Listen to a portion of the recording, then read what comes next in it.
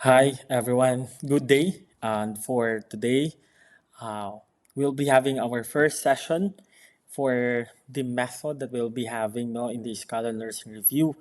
And for today, we will try to be more familiar with the Philippine Nurse Licensure Examination because mahalaga po na dapat ay alam po ng ating mga magtitake ng Philippine Nurse Licensure Examination or PNLE kung ano ba ang tinatahak natin because seldomly, no, it is very seldom po talaga na dinidiscuss po ang Philippine Nurse Licensure Examination as the entire concept.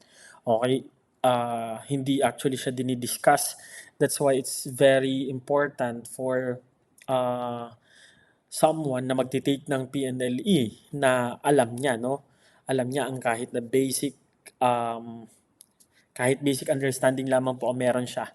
Because majority of the students sitting down in the PNLE don't really know if what's the PNLE all about. Okay, so for session 1, we will be having the concept understanding the Philippine Nurse Licensure Examination. Okay, so ano nga ba ang PNLE? No? So the Philippine Nurse Licensure Examination or PNLE is the professional licensure examination for incoming nurses in the country. So wala pong ibang binibigay na eksaminasyon sa Pilipinas kundi ang PNLE po lamang.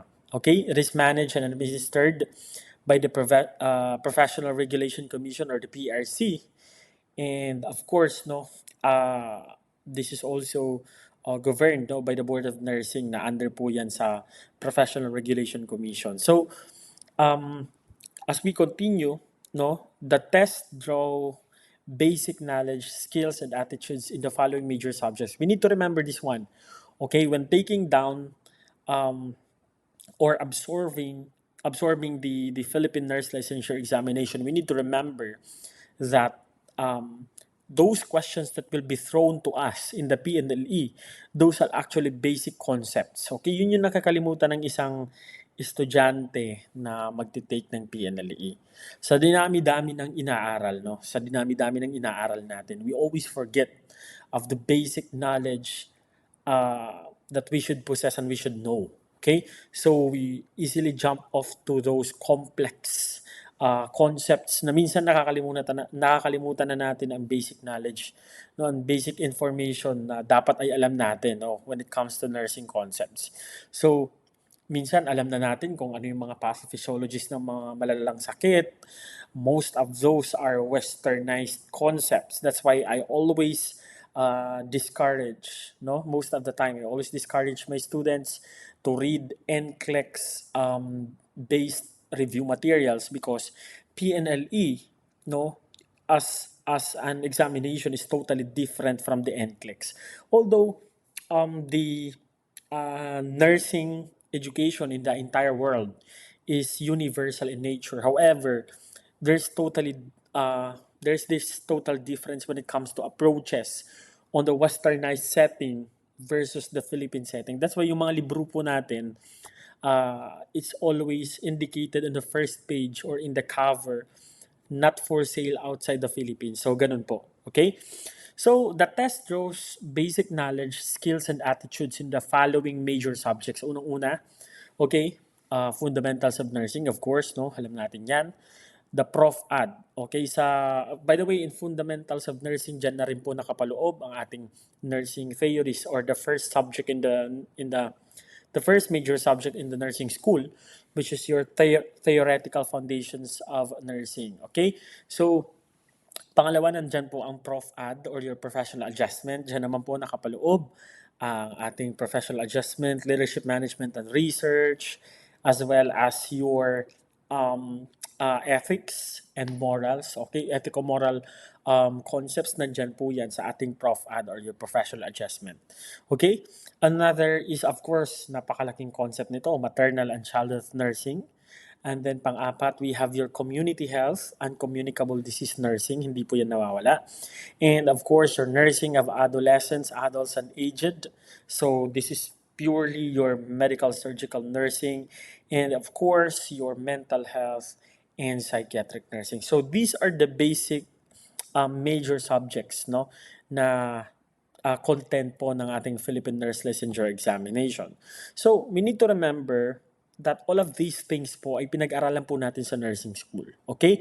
So, wag po tayong mabahala, wag tayong mawiwendang, and actually, as I always say to my students, that the preparation should begin on day one in the nursing school at hindi na po sa review dapat nagpe-prepare ng board exam. So, it should be a mental model of every nursing student that the day of preparation for the board examination or the PNLE is not in the review. It's not in the fourth year. It's not in your competency appraisal subjects, but it's on day one of your nursing school. Okay? So basically, these are our major subjects. However, no, meron din po tayong tinatawag na mga um, other subjects na kung saan pwedeng tanungin. Okay? These are integrated subjects or integrated concepts na pwedeng itanong no doon sa ating mga questions in the PNLE. Of course, we have your anatomy and physiology. That's a major subject that we have in our first year. Nutrition and diet therapy, a very second year concept. Your pathophysiology, yan. It's just your anatomy and then amalgamated with the abnormality now, no? So your anatomy and physiology is the normal process that's occurring in our entire body, no? Entire anatomy, okay, and the processes that it has. So now, when there is now amalgamation of abnormality, no, the concepts becomes pathophysiology. Okay.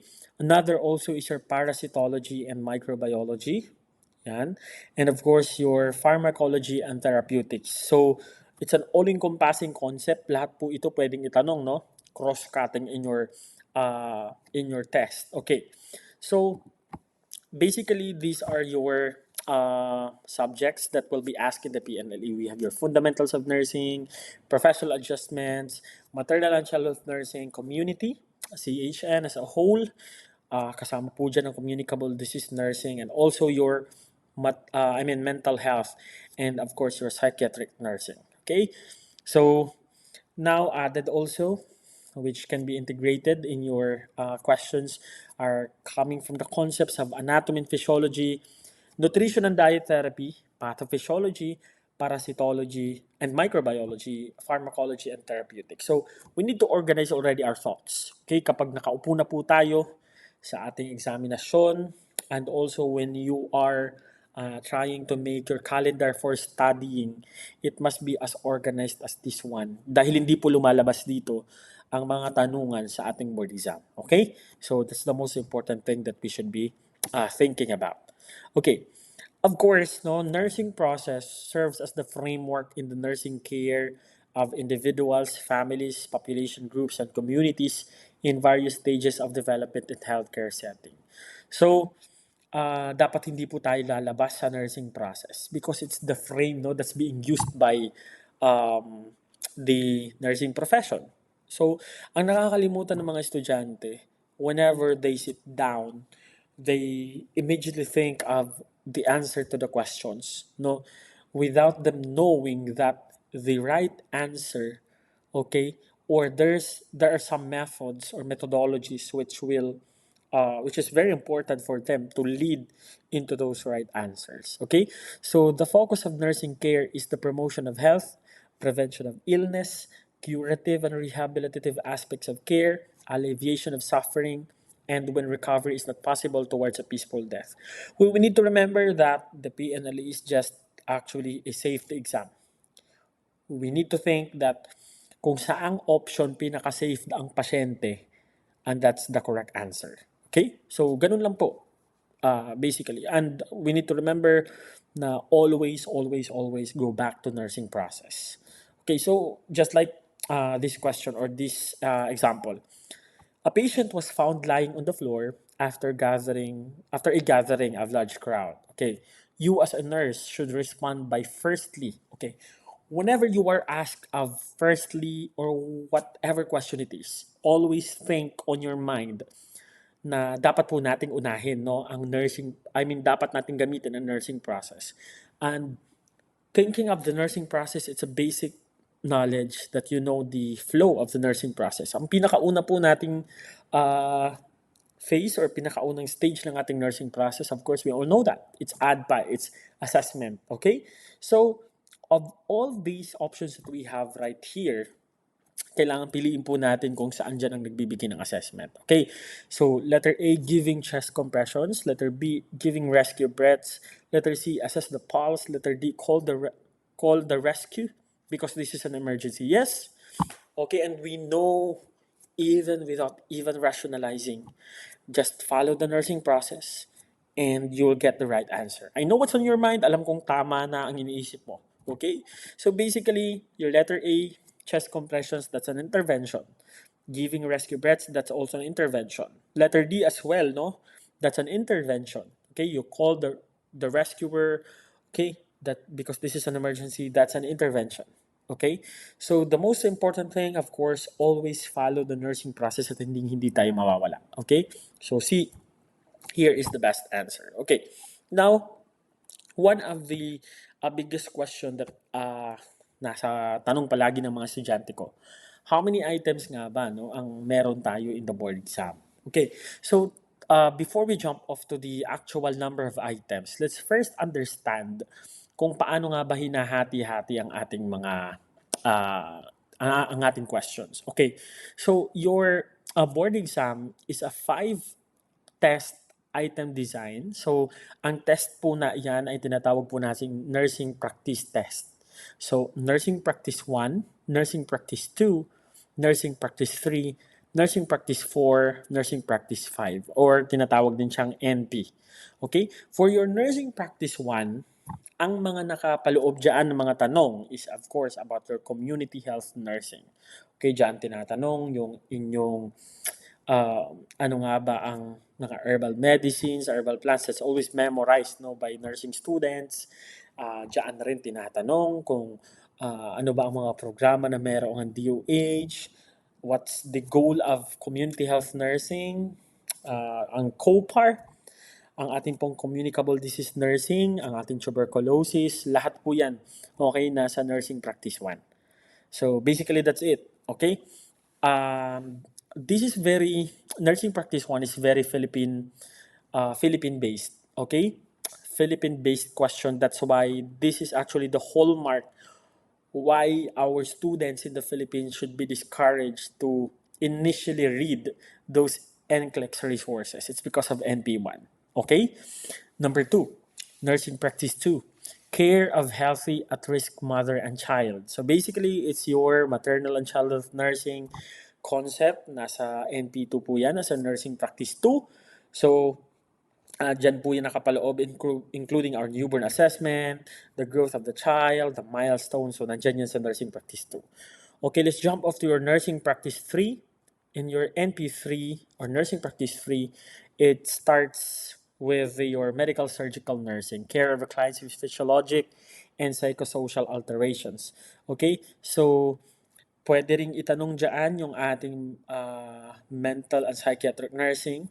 But basically, your nursing practice 3 and 4, these are big medical surgical nursing concepts. At mostly, nilalagay po ang ating mental and psychiatric questions in your nursing practice 5. So, we need to remember that. So, again, your med-surg is the biggest flake of your PNLE. What I'm trying to say is that you need to strengthen your foundational knowledge on your medical surgical nursing kasi napakalaking konsepto niyan. Okay, so you need to be best friend of your Blacks and Hawks, Brunner and Sudar's, Ignatavicius books. Okay? So, ayun. Now, how many items nga ba ang meron tayo in your PNLE? Of course, every NP, sabi ko nga sa inyo, NP Nursing Practice Test, we have 100 items. So, 100 items for NP1, 100 items for NP2, 100 items for NP3, 100 items for NP4, and of course, also with your NP5, that's 100 items. All in all, you need to answer 500 items na questions. Okay? So this will be done in 2 days, and the battle here for the takers of the PNLE is the battle of endurance. So you need to endure, you need to maintain your battery, you need to maintain your focus, your presence of mind. Minsan may nakakatulog po no sa pagtitake ng ating PNLE. But you need to maintain, okay? Your focus, your stamina, you need to practice it. That's why from the moment you started preparing for the PNLE, always, always, always practice those long item exams, okay? So, who can take the Philippine Nurse Licensure examination? Okay, so here are the qualifications. First, you must be a citizen of the Philippines, must be 18 years old and above at the age of, at the time of issuance of a certificate of registration, must be in good health and is of good moral character, and a holder of a bachelor's degree in nursing from college or university duly recognized by the proper government agency. So all of these things, this is a PRC thing. So they screen your documents, and of course, you will not be allowed to take the PNLE if you don't have or you don't possess all of these qualifications. So now the question is, what are the requirements? Okay, so if this is your first time taking the PNLE, you are required to submit the following documentary requirements. First, NSO or PSA birth certificate. And for the married female applicants, you need to submit your PSA marriage certificate. And also, of course, your TOR, which must denote that remark for board examination purposes only. Okay, it's at the back actually of your TOR. And of course, duly recognized copies of summary of your RLEs na nakapaloob po. I know, every student nurse, alam po natin kung ilang cases po ang required po sa atin for our RLE cases. So, ayan. And of course, your admission fee of 900 pesos. So basically that's it. And we need only to think and to be reminded of the major concepts of your PNLE, which are it is an all-encompassing exam, and we need to remember how, notwithstanding that it is an all-encompassing exam, it asks the basic knowledge, the basic competency of our entry-level nurse. Okay, and also we need to remember that it's a 500 item exam done in 2 days, and we know we've just learned about the qualifications. Okay, so alam na po natin yan. Okay, I hope and I pray that we've learned something out of our session 1, and of course see you guys in our session 2.